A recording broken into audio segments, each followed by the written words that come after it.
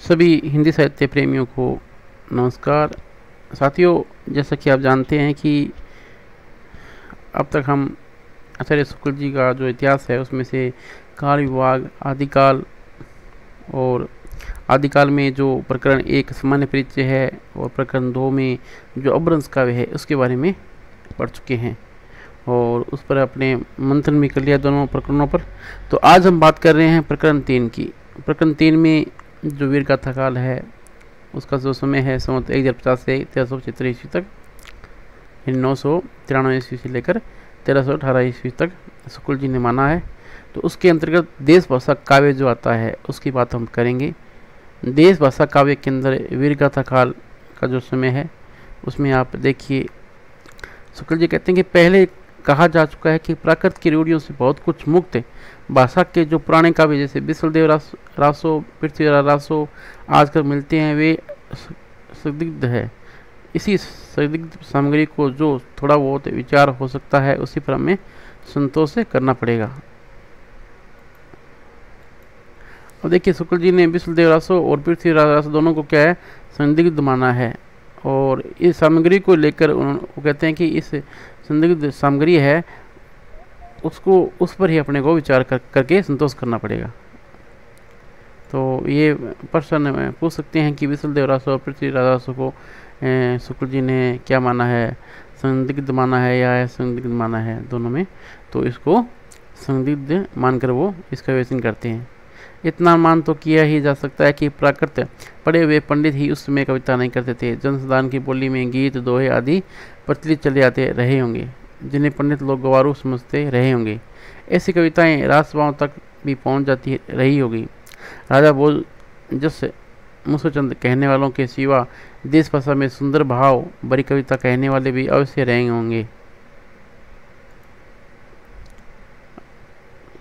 राजसभाओं में सुनाए जाने वाले नीति, श्रृंगार आदि विषय प्राय दोहों में कहे जाते थे और वीर रस के पद्य छप्पे में, यानी वीर रस के जो पद्य थे वो छप्पे छंद में कहे जाते थे और जो नीति श्रृंगार है वो प्राय दोहों में।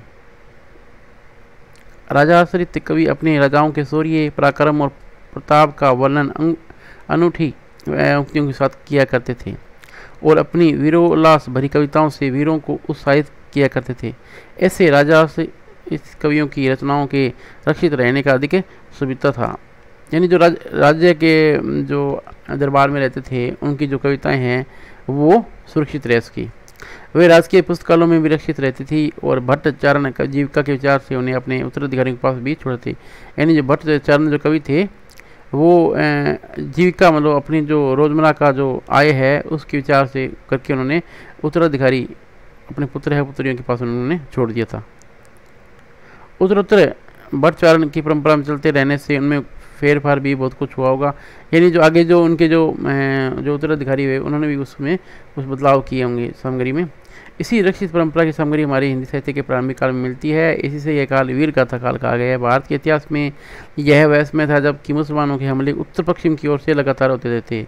इनके धक्के अधिकतर भारत के पश्चिमी प्रांतों के निवासियों को सहने पड़ते थे, यानी भारत का जो पश्चिमी प्रांत था वहाँ पर मुसलमानों का जो आक्रमण होता रहता था, जहाँ हिंदुओं के बड़े बड़े राज्य प्रतिष्ठित थे। गुप्त साम्राज्य के ध्वस्त होने पर हर्षवर्धन मृत्यु समय जो हर्षवर्धन की जो मृत्यु हुई थी उसमें ये बता रहे हैं कि उस मृत्यु के बाद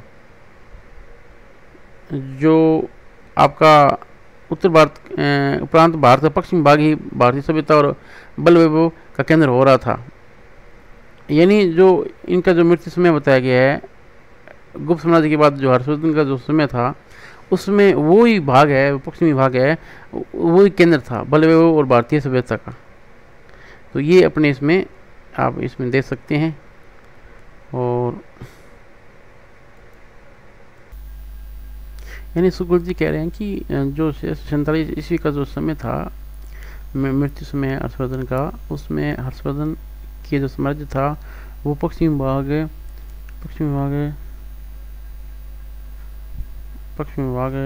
का, इसमें वो पश्चिमी भाग जो था भारतीय सभ्यता का और बल वैभव का केंद्र हो रहा था।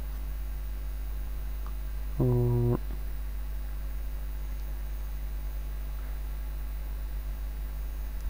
आगे कहते हैं कन्नौज, दिल्ली, अजमेर, अनिलवाड़ा आदि बड़ी बड़ी राजधानियाँ उधर ही प्रतिष्ठित थी। यानी जो पश्चिमी जो भाग की बात कर रहे हैं, यानी ये जो सारी जो राजधानियाँ थी, कन्नौज, दिल्ली और अजमेर, अनिलवाड़ा, ये क्या थी, उधर ही प्रतिष्ठित थी।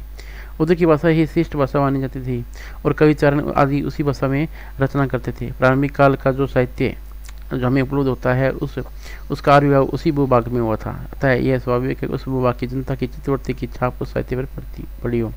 हर्षवर्धन यानी शुक्ल जी कहते हैं कि दिल्ली और कन्नौज और अजमेर राजस्थान में, अनिलवाड़ा गुजरात वगैरह, ये सारी जो क्षेत्र है, यहाँ से ये जो चारण साहित्य है उसका जो चारण साहित्य पर उसकी जो छाप है जनता की चित्रवृत्तियों की, वो उस पर पढ़ना स्वाभाविक था। हर्षवर्धन के बाद ही साम्राज्य भावना देश से अंतर्हित हो गई थी और खंड खंड होकर जो गढ़वाल, चौहान, चंदेल, परियार आदि राजपूत राज्य पश्चिमी की ओर प्रतिष्ठित थे। वे अपने प्रभाव की वृद्धि के लिए परस्पर लड़ा करते थे। लड़ाई किसी आवश्यकतावश नहीं होती थी, कभी कभी तो शौर्य प्रदर्शन मात्र के लिए यूं ही मोल ली जाती थी। बीच बीच में मुसलमान के भी हमले होते रहते थे। सारांश यह है कि जिसमें से हमारे हिंदी साहित्य का उदय होता है वह लड़ाई और बढ़ाई का समय था, वीरता के गौरव का समय था और सब बातें पीछे पड़ गई थी।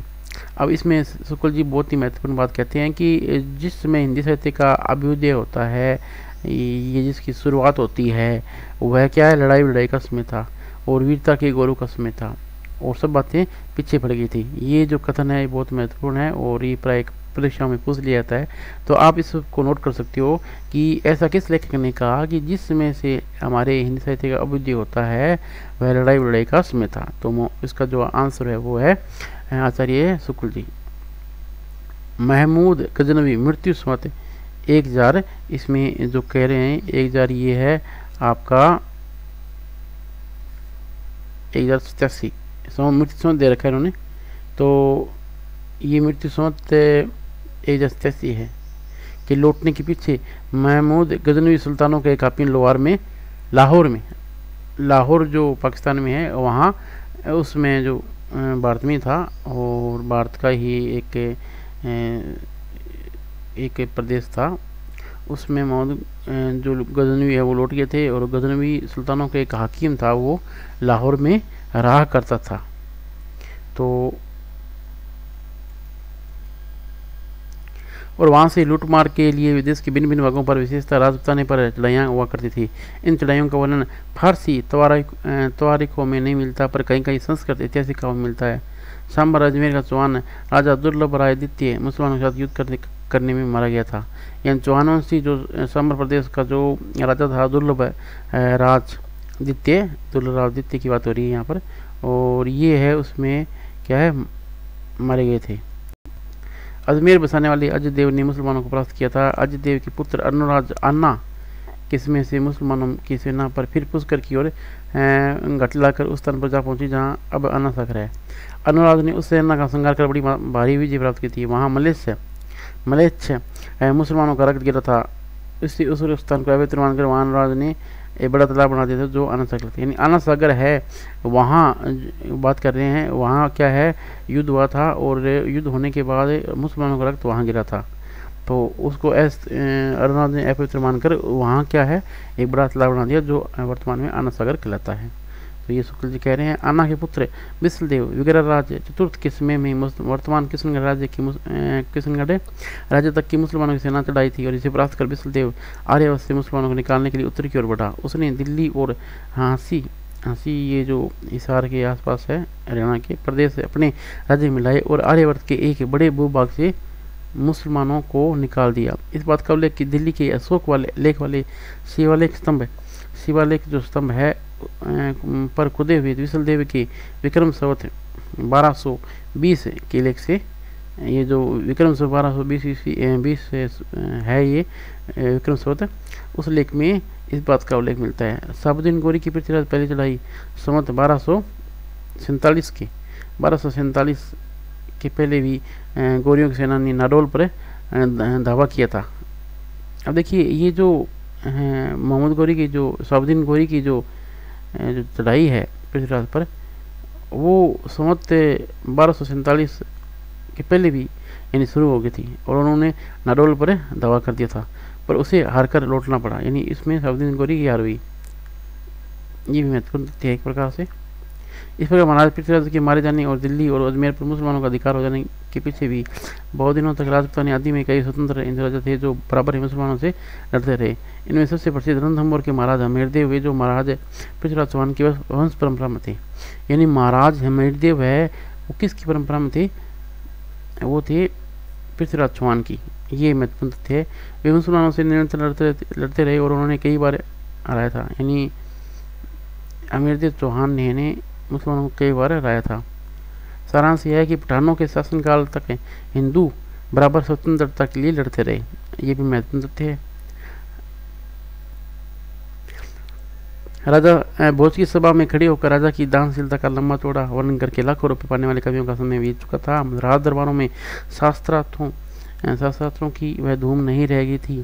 पांडित्य के चमत्कार पुरस्कार का विधान भी ढीला पड़ गया था। उसमें जो भाट या चारण कवि किसी राजा के पराक्रम विजय स्त्रु कन्या हरण आदि का अत्युक्ति आलाप करता या रण क्षेत्रों में जाकर वीरों के हृदय में उत्साह की उमंगें भरता करता था वही सम्मान पाता था। इस दशा में काव्य साहित्य के और भिन्न भिन्न अंगों की पूर्ति और समृद्धि का सामुदायिक परिवर्तन कठिन था। उसमें तो केवल वीर गाथाओं की उन्नति संभव थी। इस वीर गाथा को हम दोनों रूप में पाते हैं, मुक्तक के रूप में और प्रबंध के रूप में। फुटकल रचनाओं का विचार छोड़कर यहाँ वीर गाथात्मक प्रबंध का उल्लेख किया जाता है। जैसे यूरोप में वीर गाथाओं का प्रसंग युद्ध और प्रेम रहा, वैसे ही यहाँ भी किसी राजा की कन्या के रूप का संवाद पाकर दलबल के साथ लड़ाई करना और प्रतिपक्षियों को पराजित कर उस कन्या को हरकर लाना वीरों के गौरव और अभिमान का काम माना जाता था। इस प्रकार इन काव्यों में श्रृंगार का भी थोड़ा बहुत मिश्रण रहता था। इन शुक्ल जी जो है प्रधान वीर रस को मानते हैं और श्रृंगार को क्या है इसमें सहायक के यानी गौण रूप में मानते हैं। जहाँ तक राजनीतिक कारणों से युद्ध होता था वहाँ भी उन कारणों को लेकर न कर कोई रूपवती स्त्री की कारण कल्पित करके रचना की जाती थी। यानी कोई राजनीतिक कारण था तो भी ये जो चारण कवि है वो स्त्री जो है को कारण मानते थे, युद्ध का कल्पना करते थे वो। जैसे साबुद्दीन के यहाँ से एक रूपवती स्त्री का पृथ्वीराज के यहाँ आना ही लड़ाई की जल्द लिखी गई है। अमीर पर अलाउद्दीन की चढ़ाई का ऐसे कारण कल्पित किया गया है। इस प्रकार इनका में प्रार्थनानुकूल कल्पित घटनाओं का वर्तने की योजना रही है। यानी वीर गाथाकार के अंदर कल्पित जो घटनाएं हैं उनकी प्रचुरता शुक्ल जी मानते हैं। वीर गाथाएं दो रूप में मिलती है, प्रबंध काव्य के साहित्यिक रूप में और वीर गीतों यानी बैलेट्स के रूप में। साहित्यिक प्रबंध के रूप में जो सबसे प्राचीन ग्रंथ है वह है पृथ्वीराज। यानी साहित्यिक प्रबंध के रूप में जो सबसे प्राचीन ग्रंथ कौन सा है? पृथ्वीराज। यानी साहित्यिक प्रबंध की दृष्टि से जो लिखा गया है पृथ्वीराज रासो। ये भी महत्वपूर्ण तथ्य है। वीर गीत के रूप में हमें सबसे पहले पढ़ने पुस्तक मिलती है बिसल देव। यानी वीर गीत अगर किसी है वो बिसल देव रासो शुक्ल जी मानते हैं। यद्यपि उसमें समय अनुसार भाषा के परिवर्तन का आभास मिलता है। जो रचना कई 100 वर्षों में लोगों में बराबर गाई जाती रही हो उसी भाषा अपने मूल रूप में नहीं रह सकती। इसका प्रत्यक्ष उदाहरण आला है जिसकी गाने वाले प्राय समस्त उत्तरी भारत में पाए जाते हैं। यानी जो आला है ये बिसल देव रासो वो ये वीर गीत की जो सबसे प्राचीन जो पुस्तक है वो शुक्ल जी ने मानी है। यहाँ पर वीर काल के उन ग्रंथों का उल्लेख किया जाता है जिनकी या तो प्रीतियाँ मिलती है या कहीं उल्लेख मात्र पाया था। ये ग्रंथ राजशोक कहलाते हैं। ये ग्रंथ क्या कहते हैं? राजशोक कहलाते हैं। कुछ लोग इस शब्द का संबंध रहस्य से बतलाते हैं, पर बिसल देव रासो में काव्य के अर्थ में रसायन शब्द बार बार आया है। यानी जो बिसल देव रासो है उसमें जो रासो के बिसल देव रासो यानी रसायन शब्द है वो बार बार आया है।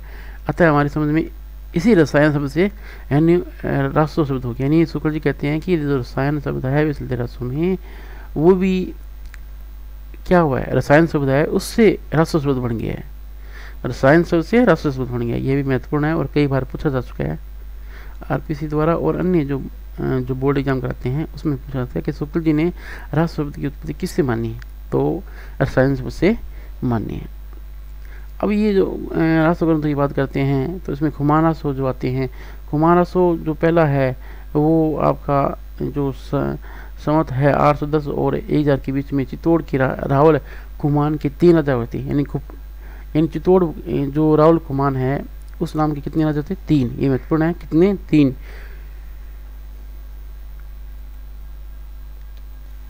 कर्नल टोड ने इनको एक मानकर इनके युद्धों का विस्तार से वर्णन किया है। इनके वर्णन का सारांश यह है कि काल भोज बप्पा के पीछे खुमान गद्दी पर बैठा जिसका नाम मेवाड़ के इतिहास में परिचित है और जिसके समय में बगदाद के खलीफा अल मामून ने चित्तौड़ पर चढ़ाई की। खुमान की सहायता के लिए बहुत से राजा आए और चित्तौड़ की रक्षा हो गई। खुमान ने 24 युद्ध किए थे। कितने युद्ध किए थे? 24 युद्ध किए थे। और विक्रम संवत, ये विक्रम संवत दे रखा है इसमें, तो ये विक्रम संवत आपका 889 से 800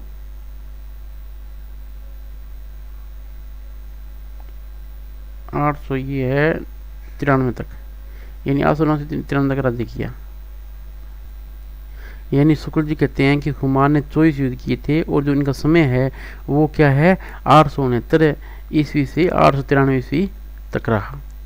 यह समस्त वर्णन दलपत विजय नामक किसी कवि के रचित खुमानासो के आधार पर लिखा गया जान पड़ता है।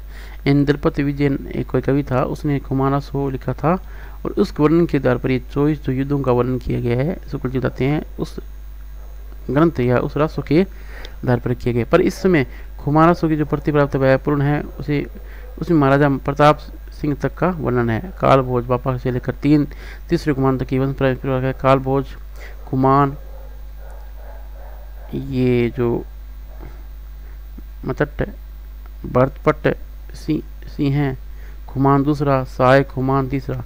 काल भोज का समय विक्रम संवत है। ये जो काल समय, ये जो समय सभी तीनों के समय बता रहे हैं शुक्ल जी। यानी शुक्ल जी कहते हैं कि काल भोज का जो समय था ना, वो समय आपका 791 ईस्वी से 810 ईस्वी तक था। और तीसरे खुमान के उत्तराधिकारी भरतपट्ट दूसरे के समय में 2 शिलालेख विक्रम संवत 999 और 1000 ईस्वी की मिले हैं। अतएव इन 190 वर्षों का औसत लगाने पर तीनों खुमानों का समय अनुमानतः इस प्रकार ठहराया जा सकता है। यानी ये शुक्ल जी तीनों जो खुमान है, पहले दूसरे तीनों का जो समय काल है वो यहाँ पर देते हैं।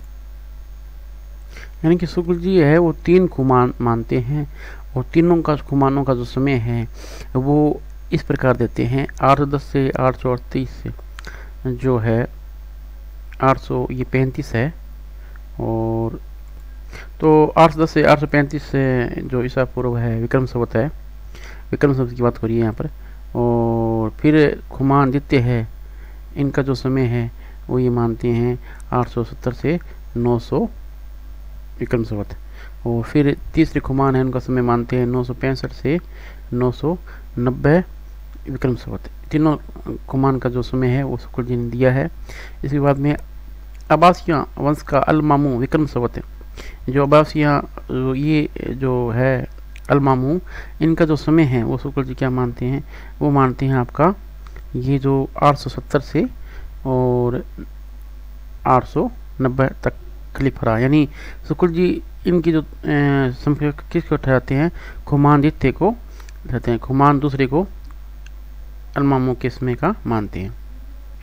इसमें के पूर्व खलीफों के सेनापतियों ने सिंध देश की विजय कर ली थी और उधर से राजपुताना पर मुसलमानों ने लड़ाई होने की थी। अतएव यदि किसी खुमान से अल मामू की सेना में लड़ाई होगी तो वह दूसरा खुमान रहा होगा, उसी के नाम पर खुमान रासों की रचना होगी।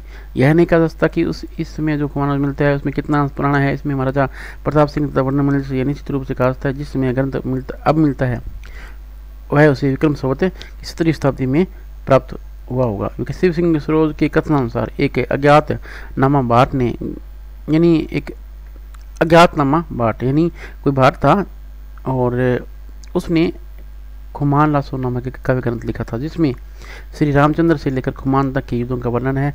यह नहीं कहा जा सकता कि दलपत विजय असली खुमान रासो का रचयिता था अथवा उसके पिछले परिशिष्ट का। इन दलपत विजय को शुक्ल जी कहते हैं कि असली गवाह था या उसके पीछे जो जोड़े हुए पाठ है उनका जो रचयिता दलपति विजय था या नहीं था, इसके बारे में शुक्ल जी बात करते हैं। और अब 2 नंबर आते हैं बिसलदेव रासो। नरपति नालय के कवि विग्रहराज चतुर्थ उपनाम बिसलदेव का। इन बिसलदेव का नाम जो है विग्रहराज चतुर्थ भी है। कदाचित वह राज कवि था। इसने बिसलदेव रासो नामक की छोटा सा ग्रंथ 100 पृष्ठों का ग्रंथ लिखा है। यानी बिसलदेव रासो है वो मात्र 100 पृष्ठों का ग्रंथ है जो वीर गीत के रूप में प्रसिद्ध है। ग्रंथ में निर्माण काल यूँ दिया हुआ है 1272 मजारी जेठवदी नवमी बुधवारी नालय रसायन आरंभई शारदा चौथी ब्रह्म कुमारी। यानी ये इसमें एक जो निर्माण ग्रंथ है उसके बारे में ये जो एक दोहा है ये आता है 1272 मजारी जेठ बदी नवमी बुधवारी नाल रसायन आरंभ भई शारदा चौथी ब्रह्म कुमारी। 1272 का स्पष्ट है, 1212 है 72 शब्द रोहोत्र द्वा 270 का रूपांतरण है, अतः 1272 का अर्थ है द्वादशोत्तर 12 से, अर्थात 1212 होगा। गणना करने में विक्रम संवत 1212 में जेठ बदी नवमी को बुधवार ही पड़ता है। कवि ने अपने रासों में सर्वत्र वर्तमान काल का ही प्रयोग किया है। यानी किस में, ये बिस्लदेव रासों की बात हो रही है, जिसमें बिस्लदेव का, यानी ये जो कवि है ये वर्तमान काल का जो प्रयोग करता है, और इस कारण ये बिस्लदेव के समकाल में ही जान पड़ता है। विग्रहराज चतुर्थ बिस्लदेव का समय 1220 के आसपास है। इसके शिलालेख, विक्रम संवत की बात हो रही है ये, उसके शिलालेख 1210 और 1210 और 1220 के प्राप्त होते हैं। यानी 1210 और 1220 के जो मध्य है इसके आसपास है वो प्राप्त होते हैं। बिस्लदेव रासों में 4 खंड है। यह काव्य लगभग 200 चरणों में समाप्त है, यानी 100 पृष्ठ है और 200 चरण है। इसकी कथा का सार यूँ है। खंड 1 है, मालवा के राजा बोध परमार की पुत्री राजमती से सांबर के बिस्लदेव का विवाह होना। दूसरा जो है बिस्लदेव का राजमती से लूटकर उड़ीसा की ओर प्रस्थान करना, यानी बिस्लदेव कहाँ जाते हैं, उड़ीसा, और वहाँ 1 वर्ष रहना। कितने वर्ष रहना, वहाँ 1 वर्ष रहना। और 3 है राजमती का विरह वर्णन तथा बिस्लदेव का उड़ीसा से लौटना। 4 जो खंड है उसमें भोज का अपनी पुत्री को अपने घर लिया जाना तथा बिस्लदेव देखा वहाँ पहुँचे राजमती को फिर चित्तौड़ लाना।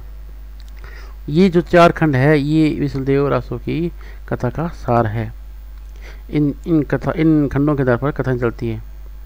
दिव्य संत के विचार से कवि अपनी कन्या का समय के जान पड़ता है, पर वर्णित घटनाएं विचार करने पर बिस्लदेव के बहुत पीछे की जान पड़ती है, जबकि उनके संबंध में कल्पना की गुंजाइश रही होगी। यह घटनात्मक काव्य नहीं वर्णनात्मक है। यानी बिस्लदेव रासो है वो घटनात्मक काव्य नहीं है, वर्णनात्मक है।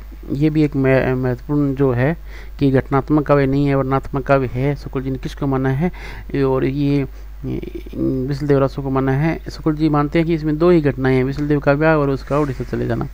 इनमें से पहली बात तो कल्पना प्रस्तुत पर होती है। बिस्लदेव के 100 वर्ष पहले ही धार के प्रसिद्ध परमार राजा बोझ का देहांत हो चुका था, अतः उनकी कन्या के साथ बिस्लदेव का विवाह किसी पीछे के कवि की कल्पना प्रतीत होती है। उसमें मालवा में बोझ नाम का कोई राजा नहीं था। बिस्लदेव की एक परमार वंश की रानी थी। यह बात परंपरा अवश्य पर चल जाती है, क्योंकि उसका उल्लेख पृथ्वीराज रासों में भी है। इसी बात को लेकर पुस्तक में बोझ का नाम रखा हुआ जान पड़ता है। अथवा यह हो सकता है कि धार के परमारों की उपाधि ही भोज रही होगी। उससे आधार पर कवि ने केवल यह उपाधि सूचक नाम ही दिया होगा, असली नाम न दिया होगा। कदाचित इन्हीं में से किसी कन्या के साथ बिस्लदेव का विवाह हुआ। परमार कन्या के संबंध में कई स्थानों पर जो वाक्य हैं उनमें ध्यान देने से यह सिद्धांत पुष्ट कि राजा बोझ का नाम कहीं पीछे से न मिलाया गया हो।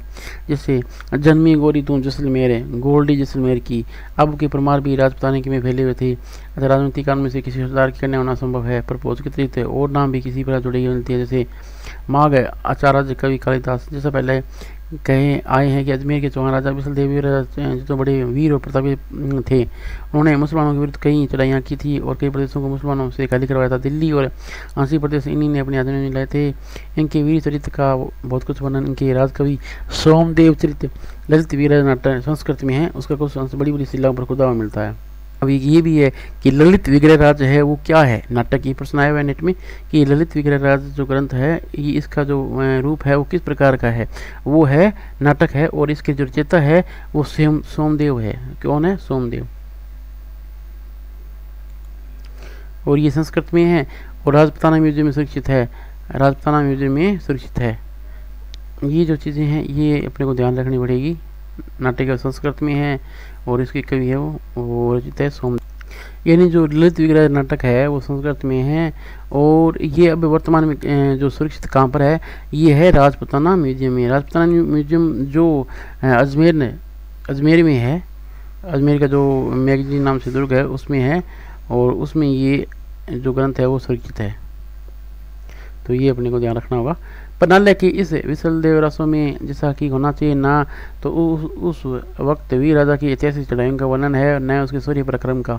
श्रृंगार रस की दृष्टि से विवाह और उठकर विदेश से जाने का प्रोस्त पत्रिका के वर्णन की नायिका का प्रकार है, ये मनमाना वर्णन है। अतः इस छोटी सी पुस्तक को बिस्लदेव ऐसे वीर का रासो कहना खटकता है, पर जब हम देखते हैं कि यह कोई काव्य ग्रंथ नहीं केवल गाने के लिए रचा गया था तो बहुत कुछ समझ आता है।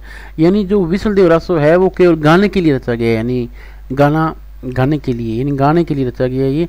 और इसलिए शुक्ल जी कहते हैं कि इसको रास ग्रंथ खटकता है। भाषा की परीक्षा कर देखते हैं। वह साहित्यिक नहीं है, राजस्थानी है। जैसे सुकिच है, सुक्ता है, पाटन थी, भोज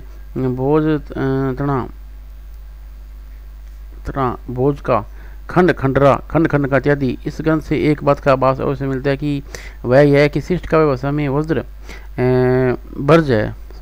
बर्ज और खड़ी बोली के प्राचीन रूप का ही राजस्थान में व्यवहार होता था। साहित्य की सामान्य भाषा हिंदी ही थी, जो पिंगल भाषा कहलाती थी।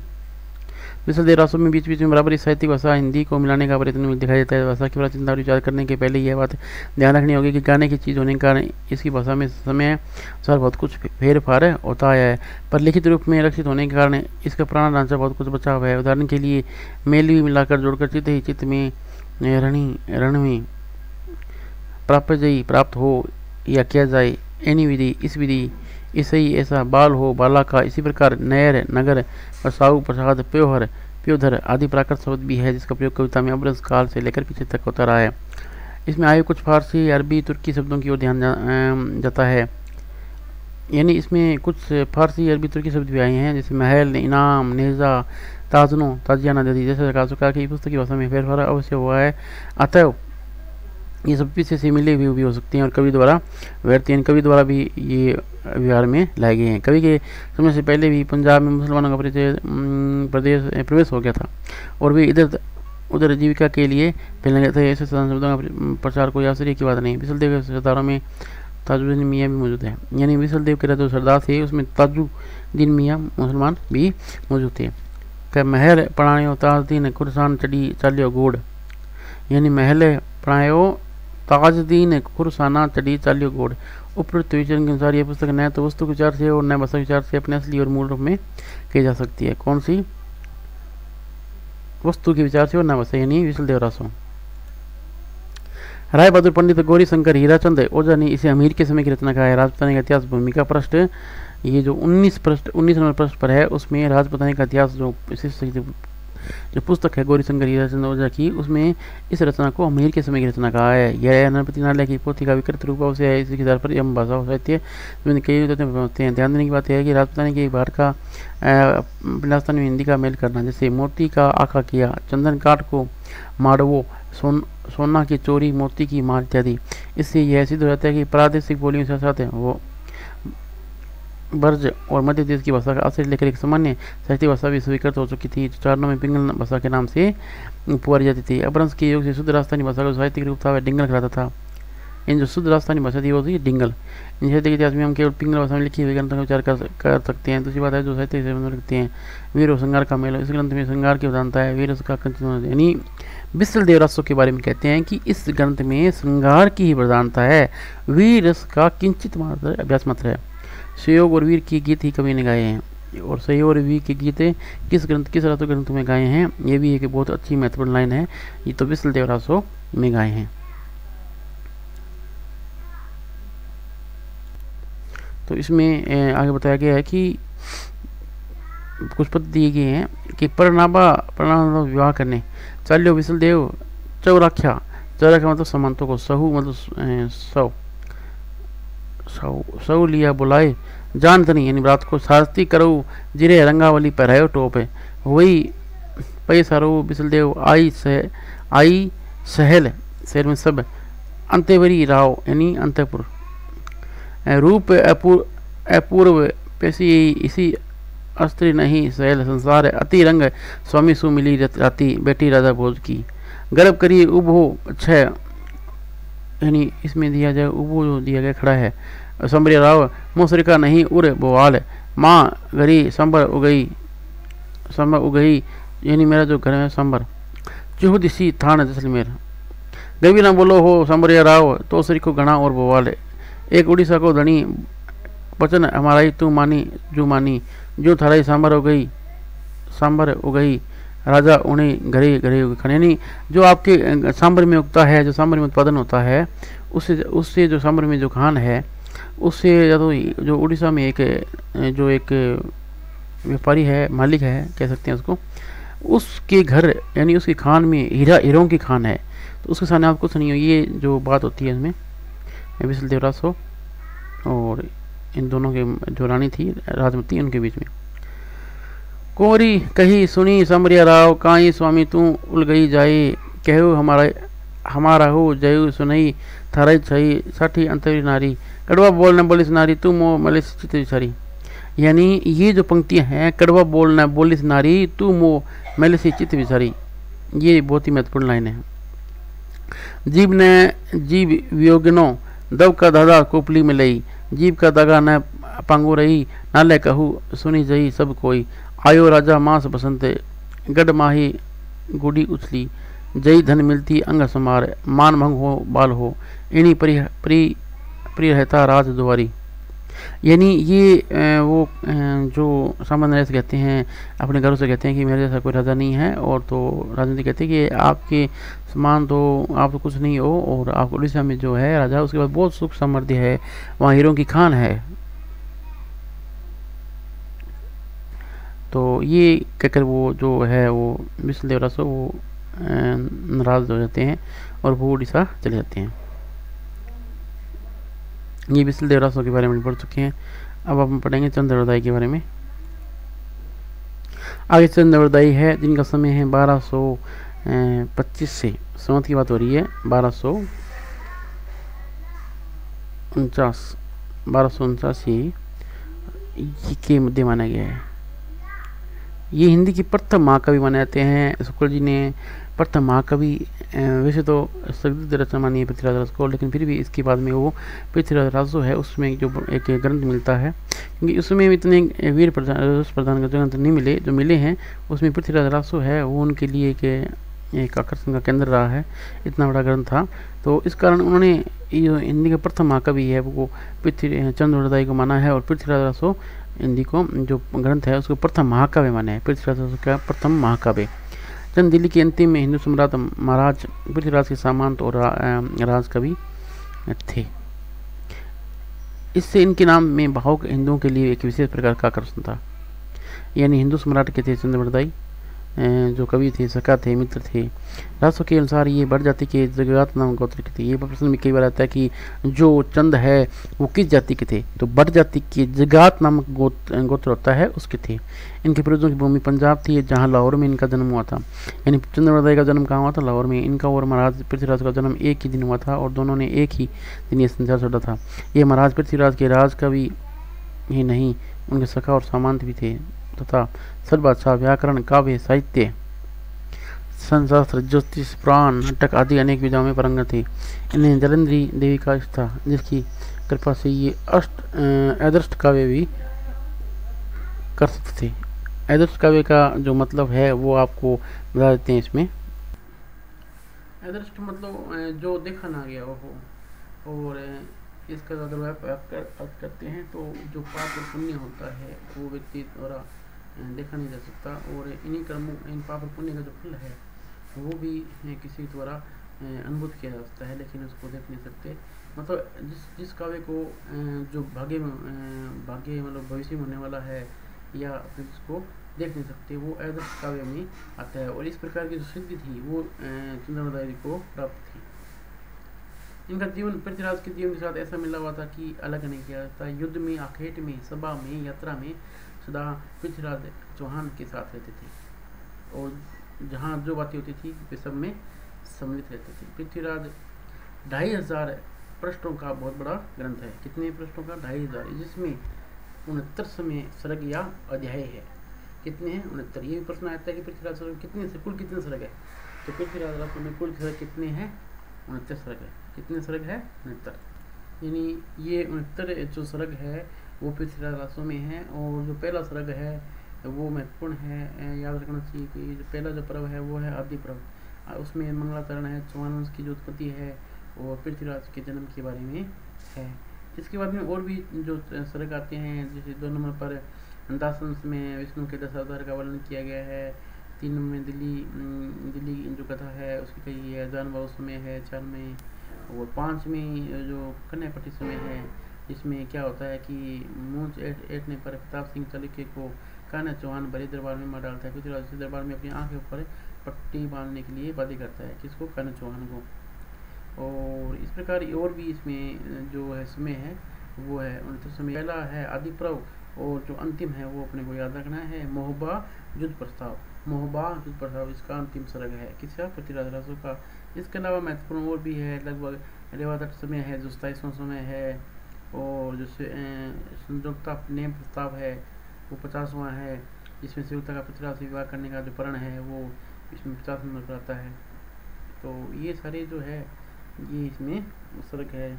और अगर इसमें बात करते हैं कि सबसे बड़ा सड़क कौन सा है, सबसे बड़ा सड़क, यही प्रश्न इसमें आता है कि सारे महाकाव्यों में सबसे बड़ा सड़क कौन सा है। तो कन्वज युद्ध जो युद्ध कथा है जो 61वां सर्ग है वो सबसे बड़ा है। कौन सा, 61वां। तो ये बातें अपने को याद रखनी पड़ेगी। प्राचीन समय प्रसिद्ध प्राय सभी छंदों का व्यवहार इसमें हुआ है। मुख्य छंद है कवित्त। कवित्त छंद है, दुआ है, तोमर है, तोटक है, गाहा है, आर्य है, ये सारे छंद इसमें प्रयोग हुए हैं। जिससे कादम्बरी के छंद में प्रसिद्ध है कि उसका पिछला भाग बाण के पुत्र ने पूरा किया था। वैसे रासों की पिछली भाग का भी चंद के पुत्र जलन द्वारा पूर्ण किया गया जाना कहा जाता है। रासों के अनुसार जब साहबुद्दीन गौरी पृथ्वीराज के कदनी ले गया तब कुछ दिनों पीछे चंद भी वहाँ गए। जाते समय कवि ने पुत्र जलन के हाथ में रासों की पुस्तक देकर उसे पूर्ण करने संकेत किया। जलन के हाथ में रासों को संप्रदाने और उसके पूरे जाने का उल्लेख रासों में है। पुस्तक जलन हाँ हथ दे चली गजते निरपराज रघुनाथ चरित हनुमत करते भूप भोज उदरीय जिमी पृथ्वीराज सुदस कवि चंद करते चंद नंद उदरीय जिमी। यानी ये वर्ण संकेत करते हैं कि जलन ने उसने पूरा किया था। पृथ्वीराज रासों में आबू की एक कुंड से 4 क्षत्रिय कुलों की उत्पत्ति था। चौहानों के अजमेर में राजस्थान से लेकर पृथ्वीराज के पड़ जाने तक का विस्तार वर्णन है। इस ग्रंथ के अनुसार पृथ्वीराज अजमेर के चौहान राजा सोमेश्वर के पुत्र और अनुराग के पुत्र थे, पोते थे। सोमेश्वर का विवाह दिल्ली के तोमर का राजा अनंगपाल की कन्या से हुआ था। अनंगपाल की 2 कन्या थी, सुंदरी और कमला। सुंदरी का विवाह कन्नौज के राजा रीति सिपाल के साथ हुआ था और इससे उसे जयचंद राठौड़ की उत्पत्ति हुई थी। दूसरी कन्या कमला का विवाह अजमेर के चौहान सोमेश्वर के साथ हुआ। उसके पुत्र पृथ्वीराज हुए। अनंगपाल ने अपनी नाती पृथ्वीराज को गोद लिया जिससे अजमेर और दिल्ली का राजा हो गया। यानी अनंगपाल ने अपने नाती थे पृथ्वीराज को गोद ले लिया था और जिससे दिल्ली और अजमेर का जो राजा एक हो गया था। और जयचंद को यह बात चलने लगी। उसने एक दिन राज सोई यज्ञ करके सब राजाओं को यज्ञ की भिन्न भिन्न कार्य करने के लिए निमंत्रित किया और यज्ञ के साथ ही अपनी कन्या संयुक्ता का स्वयं रचा। राज सोई यज्ञ में जब सब राजा आए पर पृथ्वीराज कहीं नहीं आए। इस पर जयचंद ने चढ़कर पृथ्वीराज की स्वर्ण मूर्ति द्वारपाल के द्वार के रूप में रखवा दी। अब देखो ये जो है दरबार में जो द्वार पर पृथ्वीराज की जो सोने की जो मूर्ति है, किसकी, सोने की मूर्ति वो कहते हैं। स्वयंता का अनुवाद पहले से पृथ्वीराज था। आधा जब वह जयमाला लेकर रंगभूमि में आई तब उसने मतलब उस वहाँ स्थान विशेष में आई और यज्ञ में आई तब उसने क्या किया कि पृथ्वीराज की जो मूर्ति है उसको माला पहना दी। इस पर जयचंद्र ने उसे घर से निकाल कर गंगा किनारे के एक महल में भेज दिया। कहाँ भेज दिया, गंगा किनारे का महल था उसमें भेज दिया। उधर पृथ्वीराज के सामंतों ने आकर यज्ञ विध्वंस किया। पृथ्वीराज ने चुपचाप आकर सेवता से गांधर्व विवाह से, कौन सा विवाह किया, गांधर्व विवाह से था। अंत में वे उसे हर ले गए। रास्ते में जयचंद्र की सेना से बहुत युद्ध हुआ। सेवता को लेकर पृथ्वीराज कुशलपूर्वक दिल्ली पहुंची। वहाँ भूगोलास में ही उनका सारा समय बीतने लगा। राज्य की रक्षा का ध्यान न रहे। बल का बहुत कुछ आज तो जयचंद्र और राजाओं के साथ लड़ते हौसला था। बड़े सामंत मारे की अच्छा अवसर लेकर साधु ने चढ़ाया। प्रहार किया, पकड़ा गया। पृथ्वीराज ने छोड़ दिया। इस बार वह चढ़ाई करता, वह बार बार चढ़ाई करता। कौन है, साधुद्दीन गौरी। अंत में पृथ्वीराज पकड़ गजनी मिली। यानी युद्ध हुए थे 1191 में, 1192 में पृथ्वीराज युद्ध हार गए थे और फिर जो साधुद्दीन गौरी है गजनी ले गए थे।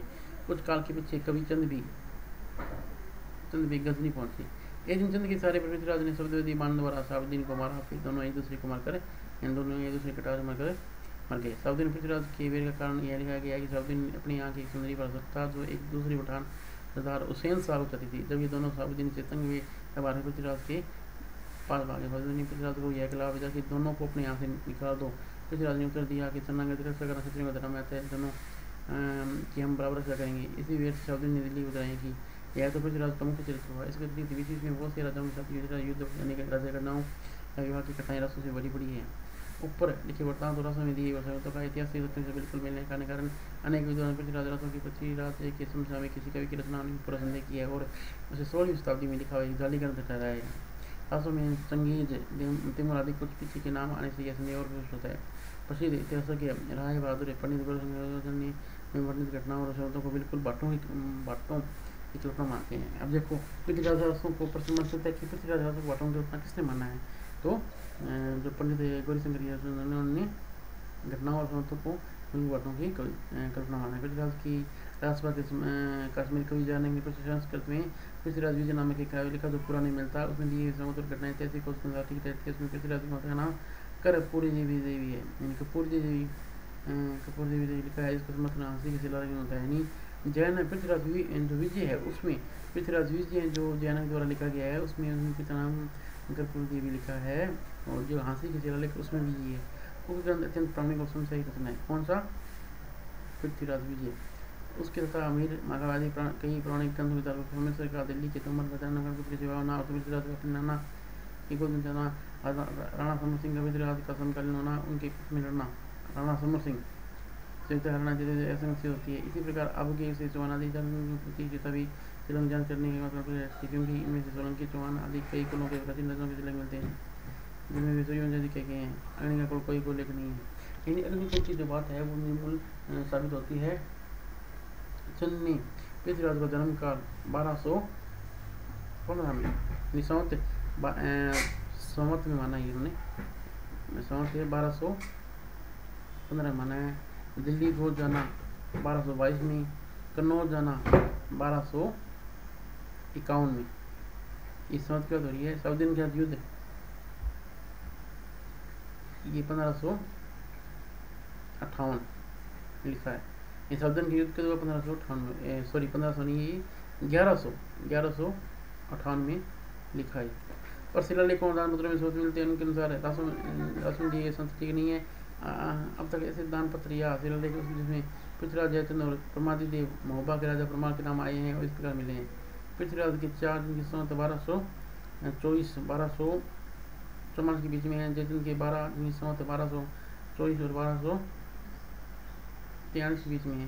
प्रमादिदेव के 6 दिन की संवत 1223 और 1258 के बीच में है। इनमें से एक संवत 1229 का है जिसमें पृथ्वीराज और प्रमादिदेव की वर्णन है। इन संवतों में पृथ्वीराज फारसी द्वारा में हो जाती है। फारसी शहाबुद्दीन के साथ पृथ्वीराज का प्रथम युद्ध ये हिजरी दिया है। इसमें 587 हिजरी विक्रम संवत 1248 और सन 1991 में हुआ था। इन संवतों के ठीक होने से किसी का संदेह नहीं है।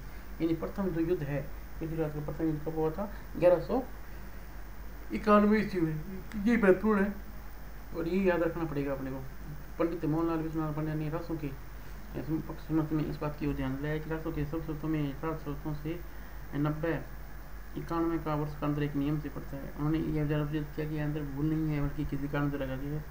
इसी धारणा के लिए उन्होंने रासों की दो एक पकड़ा। एकादश से पंचदह विक्रम साख आनंद तिहिर पूज्य भी है पूर्ण को भय पृथ्वीराज नरिंद और विक्रम साख आनंद का अर्थ किया है शून्य नद 9 अर्थात 90 रहित विक्रम से, यानी विक्रम से 90 ने इसमें घटाए हैं। अभी नंबर के नंदन से सुधर थे इसलिए इनका राजस्व का राजस्व निकाल दिया। अब नंदन से सुधर थे ये भी बड़ी बात आई है इसमें। इसलिए इनका जो राजस्व यानी जो उन्होंने नंदन जो थे उनका जो राजवंश था या उनका जो कार्यकाल था वो राजपूत भाटों ने बांट के उन्होंने निकाल दिया। इस प्रकार विलक्षण कल्पना करके वे रह गए, पर इन कल्पनाओं में किसी प्रकार सुना नहीं था। आज तक और कोई कई प्रदर्शन में कुछ निकाल कर समझने के लिए प्रथा नहीं पाएगी। फिर भी यह विचार है कि जिस किसी ने प्रत्येक विक्रम स्रोत में से 90 91 वर्ष निकाल के में चलती है उसने क्या ऐसा जानवर किया है। धोखे से ऊपर जो दोहरा उद्धृत किया गया उसमें आनंद के सामने कुछ लोग अनिंद पाठ का होने से मानते हैं। इसी रस्म में दोहा भी मिलता है। एक दास से पंचदेह विक्रम जिससे धर्म सूते अति साख पृथ्वीराज को लज्जो विप्र गुण सूते। इसमें भी 9 के गुप्त रहने का संकल्प निकाल गया, पर कितने में से 9 कम करने अति सरल बनता है। यानी क्या सबसे बात यह कि गुणगत है, ब्राह्मण का नाम गुणगुप्त भी प्रतीत होता है। बासमत के नहीं है इतिहास कल्पनाएं जो पड़ी है उसके लिए कहा क्यों क्या क्या कहा जा सकता है, माना कि रासो इतिहास नहीं है, काव्य ग्रंथ है। यानी शुक्ल जी कहते हैं कि रासो पृथ्वीराज रासो है वो इतिहास नहीं है, काव्य ग्रंथ है। पर काव्य ग्रंथों में सत्य घटनाओं के बिना किसी प्रयोजन की पहले नहीं किया जाता। जैनक का पृथ्वीराज विजय तो भी काव्य ग्रंथ ही है, फिर भी उसमें क्यों घटनाएं और नाम ठीक ठाक है, इस संबंध में उसकी अतिरिक्त और कुछ कन्यास तो नहीं है, परंतु वास्तव में जाली है। यानी पृथ्वीराज जो पूरा ग्रंथ है वास्तव में जाली है। कौन कहते हैं? शुक्ल जी कहते हैं। यह सकता है कि इसमें इधर कुछ चंद के भी विक्रिया पर उनका पता लगाना असंभव है। यदि ये ग्रंथ किसी समय कहीं कार्य चलता तो उसमें कुछ थोड़े से अंश पीछे से मिले होते तो कुछ घटनाएं और कुछ समाप्त हो ठीक होते। और यहाँ पर पृथ्वीराज की सभा में चंद नाम में कोई था या नहीं? पृथ्वीराज करता जाना कि पृथ्वीराज के मुख्य भाट या बंदी राज का नाम पृथ्वी भट्ट लिखा है। चंद का उसने कहीं नाम नहीं लिया। पृथ्वीराज विजय के 5वें सर्ग में श्लोक है, पृथ्वीराज विजय के 5वें सर्ग में। कौन से सर्ग में? 5वें। तन्य शरद से चंद्रराज इवा भवत संग्रह में यशु वर्तानम सुवर्ता नाम घात। इसमें यम के द्वारा जिससे चंद्रराज कवि का संकेत है राय वसुर श्रीयुत पंडित गौरी शंकर चंद्र कवि है, जिसका उल्लेख कश्मीरी कवि सुमेंद्र ने भी किया है। ये सोचते हैं कि चंद्र नाम का यदि कोई कवि था तो वह या तो पृथ्वीराज की सभा में न रहा होगा या जाने के कश्मीर लौट जाने वाला होगा। अधिक संभव यह है जहाँ पड़ता है पृथ्वीराज के पुत्र गोविंदराज या उसके भाई हरिराज अथवा इन दोनों में किसी के वंशज या चंद्र नाम का कोई पटकवि रहा होगा।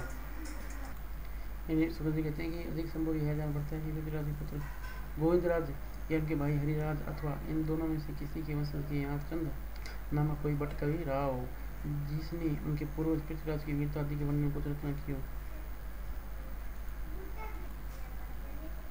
पीछे जो बहुत कसना कल्पित है भट्ट वर्णन तैयार किया गया उन सबको लेकिन और चंद्र को पृथ्वीराज का समसामयिक मानकर उसी के नाम पर रासो नाम की यह बड़ी इमारत खड़ी हो गई है। यानी ये शुक्ल जी यानी पृथ्वीराज रासो को शुक्ल जी ने भट्ट वर्णन माना है। भाषा की कसौटी पर यदि गलत पहुँचते हैं और भी निराश होना पड़ता है क्योंकि वह बिल्कुल बिल्कुल ठिकाने है, उसमें व्याकरण आदि की कोई व्यवस्था नहीं है। शुक्ल जी कहते हैं कि भाषा की कसौटी पर ग्रंथ पहुँचते हैं, भाषा की दृष्टि से ये भी इसमें व्याकरण की व्यवस्था नहीं है पृथ्वीराज रासो में। पर त्रोटक आदि छोटे छंदों में तो कहीं कहीं अनुस्वरांत शब्दों की ऐसी मनमानी भरमार है जैसे किसी ने संस्कृत प्राकृत की नकल की हो। कहीं कहीं तो भाषा आधुनिक सांचे में डली सी दिखाई पड़ती है, क्रियाएं नए रूप में मिलती है, पर साथ साथ ही कहीं भाषा अपने असली प्राचीन साहित्य रूप में बजाती है जिसमें प्राकृत और अभ्रंश शब्दों के रूप और व्यक्तियों के चिन्ह पुराने ढंग के हैं। इस दशा में बाटों के इस भागजाल के बीच कहाँ पर कितना अंश असली है, इसका निर्णय असंभव होने के कारण यह ग्रंथ न तो भाषा के इतिहास के और न ही साहित्य के इतिहास के जिज्ञासुओं के काम का है। यानी बाटों का वाकजाल का है, वाक प्लस जाल, यानी पृथ्वीराज रासो को शुक्ल जी ने। और इसलिए कहते हैं कि यह इसका निर्णय ये हुआ है कि यह ग्रंथ न तो भाषा के इतिहास के और न ही साहित्य के इतिहास के जिज्ञासुओं के काम का है। माँ का भी मानते हैं और इस भाषा वगैरह देखते हैं तब इसको वो काम का भी नहीं मानते हैं। महामहोपाध्याय पंडित हरप्रसाद शास्त्री ने सन 1909 से 1913 तक राजपुताने में प्राचीन ऐतिहासिक काव्यों की खोज में 3 यात्राएं की थी। कितनी यात्राएं की थी? 3। कब की थी? 1909 से 1913 के मध्य। इनका विवरण बंगाल की एशियाटिक सोसाइटी ने छापा है।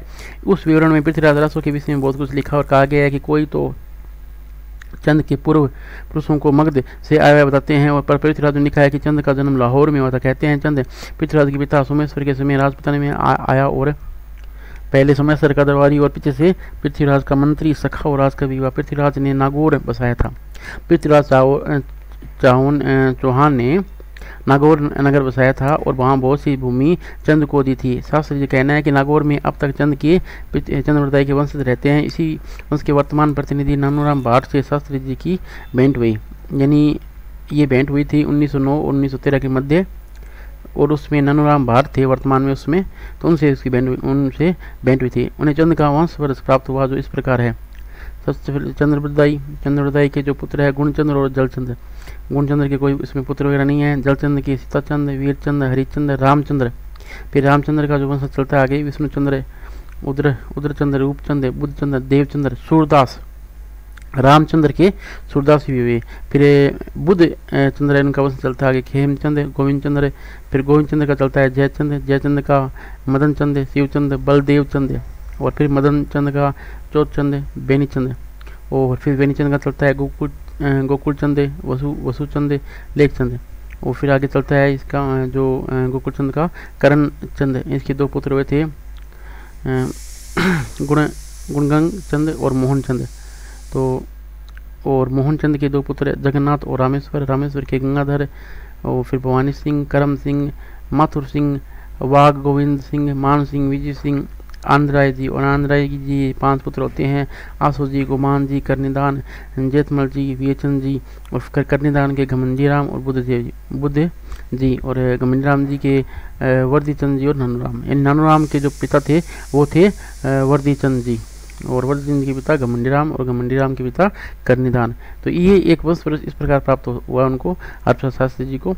नानूराम का कहना है कि चंद के 4 लड़के थे, जिनमें से एक मुसलमान हो गया, दूसरे का कुछ पता नहीं, तीसरे के वंश अम्भोर मिर्जापसी और चौथे जल का नागौर, यानी अम्भोर है ये कई जगह आमेर भी मिलता है। पृथ्वीराज रासों में चंद के लड़कों का उल्लेख इस प्रकार है। दहती पुत्र कवि चंद के सुंदर रूप सुजान है, एक जल है गुण वावरो, गुण समुंद ससभान। पृथ्वीराज रासों में कवि चंद के 10 पुत्रों के नाम दिए हैं, यानी पृथ्वीराज रासों में जो कवि चंद थे उनके 10 पुत्रों के नाम आए हैं। और नानूराम जी के अनुसार 4 लड़के।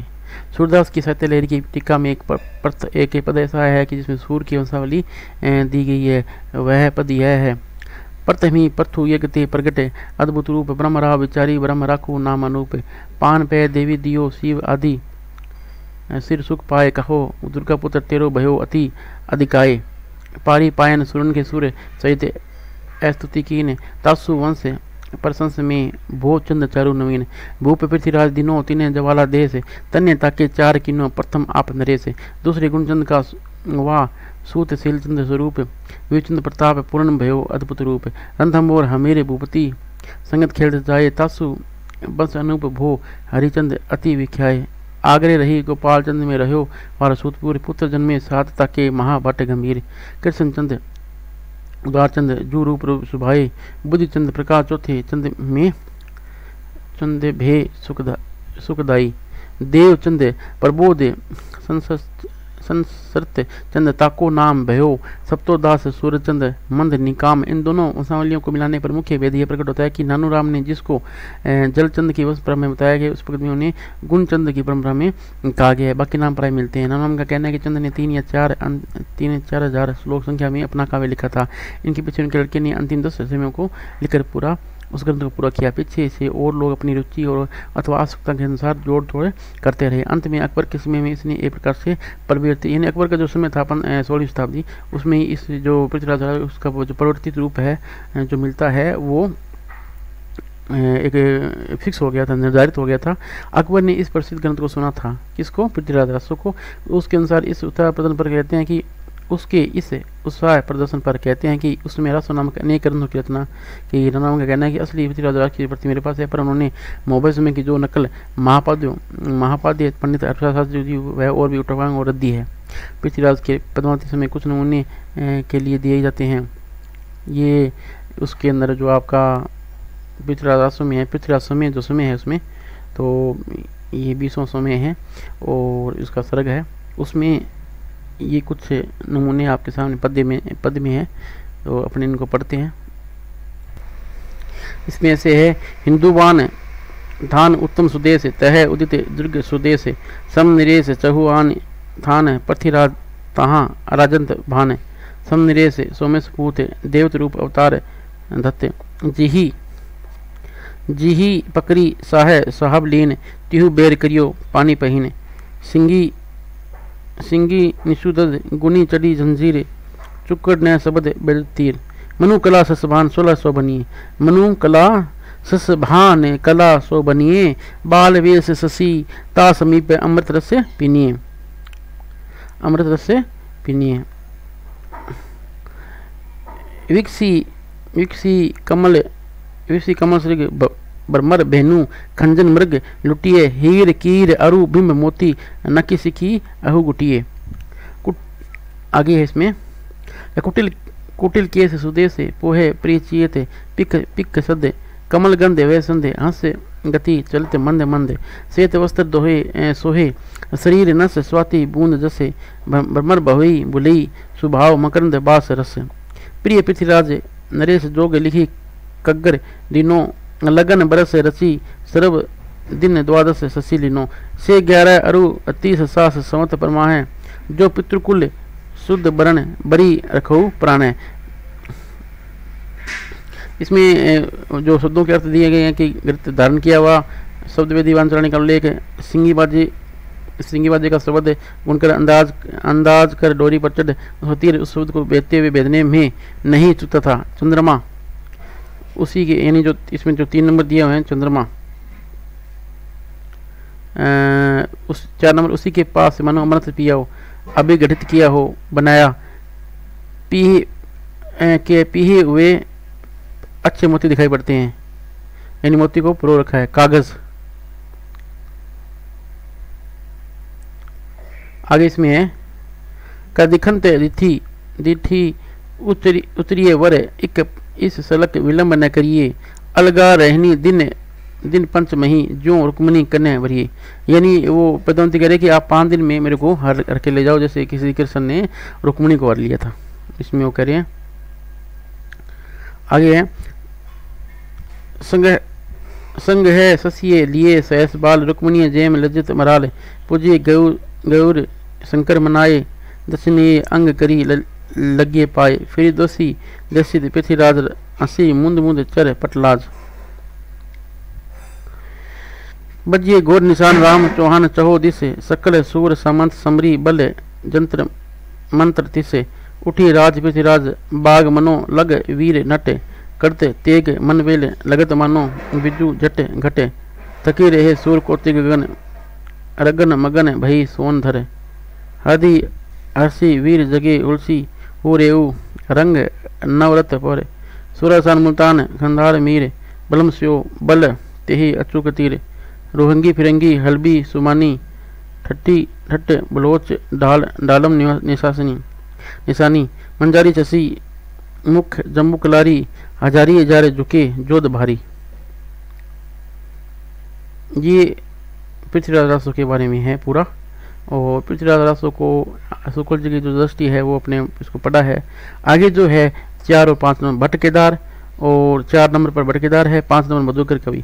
इनका जो संवत माना है वो 1224 से 1243 ईस्वी। जिस प्रकार चंद्रोदय ने महाराज पृथ्वीराज को कीर्तिमान किया है, यानी चंद्रोदय ने जिस प्रकार महाराज पृथ्वीराज चौहान का कीर्तिगान किया है, उसी प्रकार भट्ट केदार ने कन्नौज के सम्राट जयचंद का गुण गाया है।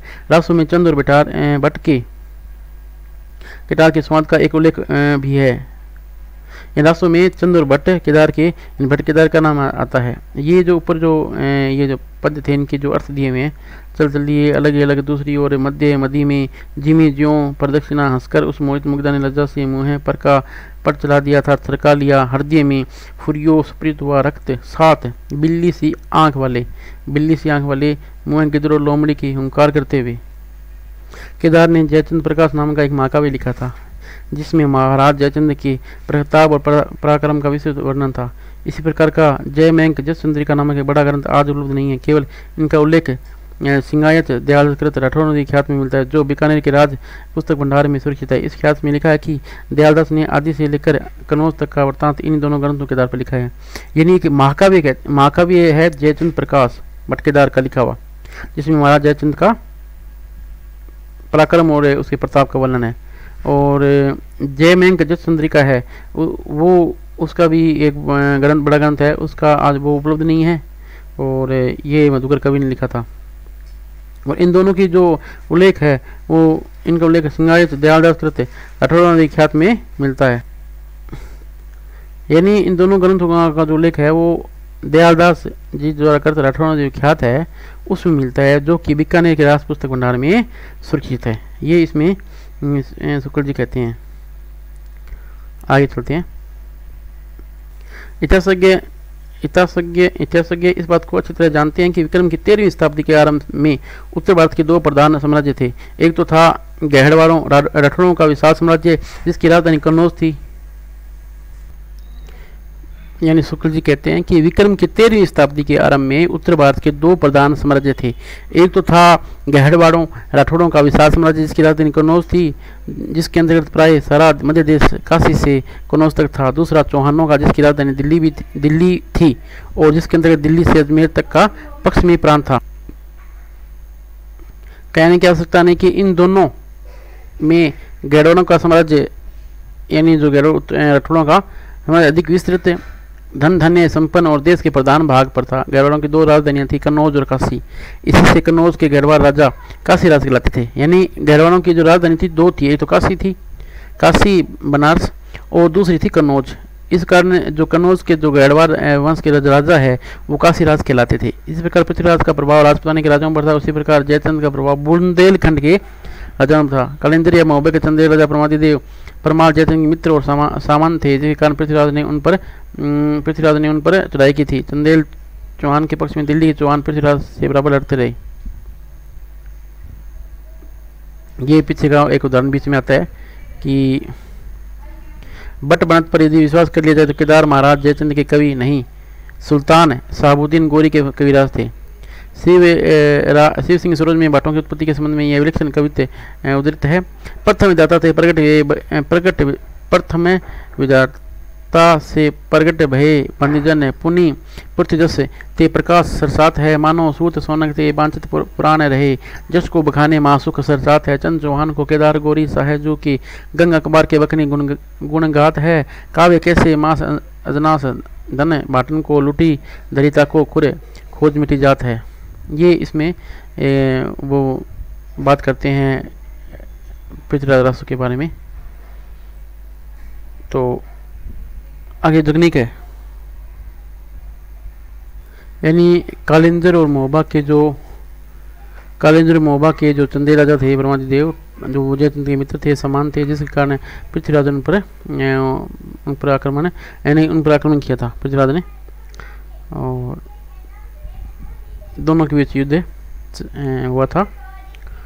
आगे जगनीक के बारे में पढ़ते हैं। 6 नंबर संवत 1330 ऐसा प्रसिद्ध है कि कालिंदर के राजा परमाल के यहाँ जगनी नाम के भाट थे, जिन्होंने महोबा के 2 देश प्रसिद्ध वीरों आला और उदय सिंह के वीर चरित्र का विस्तृत वर्णन एक वीर गाथात्मक काव्य के रूप में लिखा था, जो इतना स्वरप्रिय हुआ कि उसके वीर गीतों पर प्रचार क्रम से सारे उत्तरी भारत में विशेषता उन सब प्रदेशों में जो कन्नौज साम्राज्य के अंतर्गत थे हो गया। जगनीक के काव्य का आज कहीं पता नहीं है, पर उसके आधार पर प्रचलित गीत हिंदी भाषी प्रांतों के गाँव में सुनाई पड़ते हैं। ये गीत अलग के नाम से प्रसिद्ध है और बरसात में गाए जाते हैं। गाँव में जाकर देखिए तो मेघ गर्जन के बीच में किसी अलहित के ढोल की गंभीर घोष के साथ यह वीरंग सुनाई देती है। 12 वर्ष ले कुकर जिए और 13 ले जिए सिंगार, बरिस से 18 छत्र जिए आगे जीवन को धिक्कार। यानी जो आला नाम जो है आला खंड उसमें ये जो मिलता है, और इसमें परमार रासों के अंदर और कि 12 वर्ष से ले कुकर जिए और 13 लिए सियार, यानी 12 वर्ष कुत्ता जीता है, 13 वर्ष सियार, 18 वर्ष छत्र जिए आगे जीवन को धिक्कार। ये इस प्रकार का इसमें वीर रस के साथ एक ओंकार सुनाई देता है इस पद में। इस प्रकार साहित्यिक रूप में न रहने पर भी जनता के कंठ में जगनीक के संगीत की वीर द्रप में जगनीक के संगीत की वीरपूर्ण प्रतिध्वनि अनेक बल खाती हुई अब तक चली आ रही है। इस दीर्घ यात्रा में उसका बहुत कुछ कले और बदल गया है। देश और काल के अनुसार भाषा में परिवर्तन नहीं हुआ है, वस्तु में भी अधिक परिवर्तन होता है। बहुत से नए आश्रम जैसे बंदूक किरीच देशों और जातियों जैसे फिरंगी नाम से सम्मिलित हो गए हैं और होते हैं। यदि यह ग्रंथ साहित्य के प्रबंध पत्ती पर लिखा गया होता तो कहीं ना कहीं राजकीय पुस्तकालयों में इसकी कोई प्रति उससे रक्षित मिलती, पर यह गाने के लिए रचा गया था। यानी बिसल देव के गाने के लिए रचा गया है और ये परमार रासो भी गाने के लिए रचा गया, ऐसा शुक्ल जी कहते हैं। इससे पंडितों और विद्वानों के हाथ उनकी रक्षा की ओर नहीं बढ़े, जनता के बीच इनकी गूंज बनी रही, पर यह गूंज मात्र है, मूल शब्द नहीं। यानी परमार रासो के बारे में कहते हैं ये गूंज मात्र है, मूल शब्द नहीं। आला का प्रचार यूँ तो सारे उत्तर भारत में है, पर बेसवाड़ा इसका केंद्र माना जाता है, वहाँ इसके गाने वाले बहुत मिलते हैं। बुंदेलखंड में विशेषता महोबा के आसपास भी इसका प्रचलन बहुत है।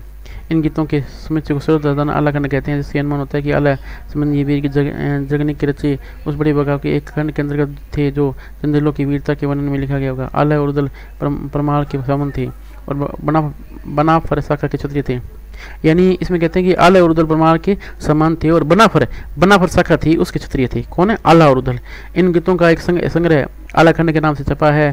फर्रुखाबाद के तत्कालीन कलेक्टर मिस्टर चार्ल्स एलियट ने पहले इन गीतों का संग्रह करके 60 और 70 वर्ष पूर्व छपाया था। आगे बढ़ते हैं श्रीधर। इन्होंने संवत 1454 यानी ये 1397 ईस्वी हो गया, में रनमल छंद नाम का एक काव्य रचा, जिसमें ईडर के राजा, ये रनमल छंद के रचयिता कौन है? श्रीधर। ये याद रखने वाली चीज़ है। जिसमें ईडर के राजा रणमल की उस विजय का वर्णन है जो उसने पाटन के सूबेदार जफर खां पर प्राप्त की थी।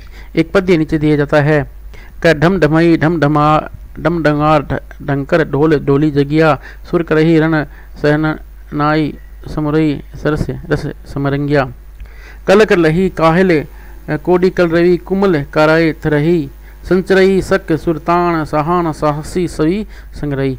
ये इस प्रकार का एक पद्य इसमें मिलता है, किसमें? रमल छंद में। और जिसकी जो रचना है 1397 ईस्वी के आसपास हुई, और जिसमें ईडर के राजा रनमल की उस विजय का वर्णन है जो उसने पाटन के सूबेदार जफर खां पर प्राप्त की थी। जफर खान की इसमें हार हुई थी और राजा रनमल उनकी विजय हुई थी। इस प्रकार ये जो टॉपिक है, ये प्रकरण 3 आदिकाल का, ये पूर्ण हुआ और इसका वाचन किया जा सका। इसमें जितने भी महत्वपूर्ण क्वेश्चन, इसका मैंने वाचन थोड़ा सा जैसे किया है तेज़ गति से, और लेकिन इसमें बीच बीच में जो महत्वपूर्ण बातें हैं वो मैंने आपको बता दी है, और उसी से प्रश्न हर बार आते हैं। आरपीसी पूछती है, और देश के विभिन्न भागों में जो परीक्षाएं होती है उनमें से जो प्रश्न महत्वपूर्ण तथ्य थे वो उसको मैंने पॉइंट आउट किया है, और उसको आप आराम से सुन सकते हो। और कोई प्रश्न इससे प्रकरण से बन सकता है तो आप कमेंट बॉक्स में लिख सकते हो, जिससे क्या ये जो विषय वस्तु है वापस उसका अभ्यास हो जाए। आप सभी का सुनने के लिए बहुत बहुत धन्यवाद।